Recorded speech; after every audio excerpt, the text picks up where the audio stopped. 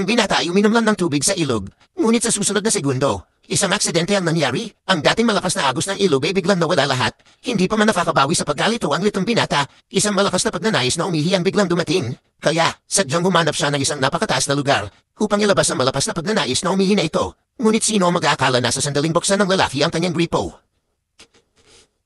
Isang malinaw at mainit na agos ang gumagupit sa bangin. Diretsyong pinutol ang paakyat na talon. Inakala ng mga taga-nayon sa ibaba na ito ay biyaya mula sa langit.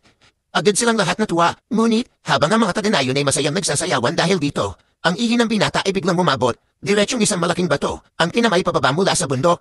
Nang malapit ng tamaan ng malaking bato ang tarantahan sa ibaba, biglang ibinasiwas ng binata ang kanyang buntot ng dragon.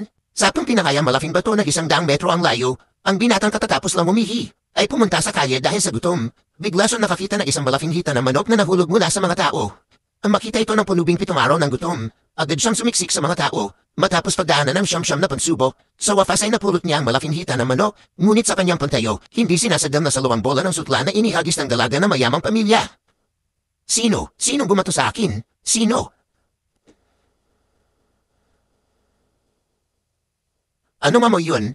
Hoy, tingnan niyo lahat. Ang bola ng sutla ay talagang napulot ng isang pulubi.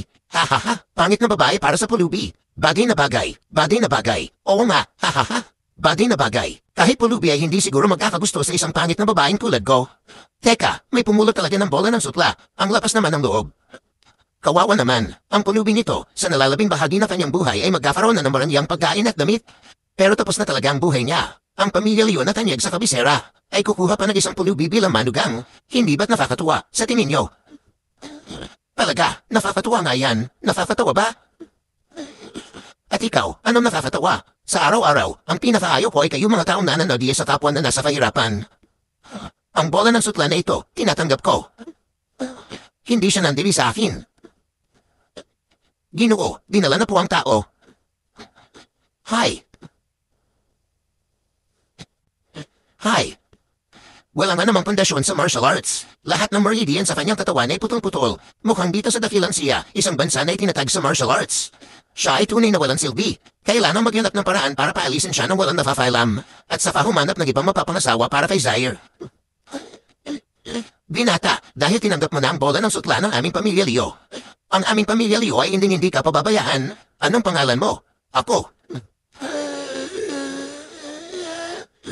Pwede po ba akong kumain muna ng busog? Bago sagutin ang tanong ninyo, bakit napakadumis ng taong ito? Hindi naman siguro talaga gustong pakasalan siya ni Binibini.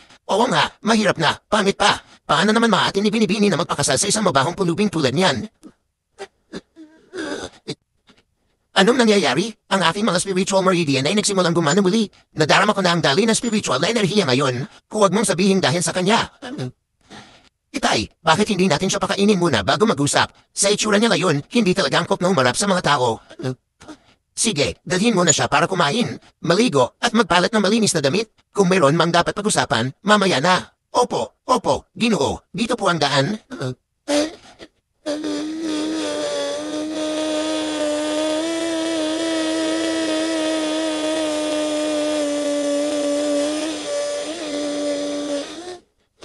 Sayang naman, pinaghirapan ko rin ito makuha. Huwag nating sayangin. HMM. Anong nangyayari? Ang aking lakas ay talagang nanambalik ng 10%. Dahil nga ba talaga ito kay Liu Yangzi? Pero isa lang siyang ordinaryong tao.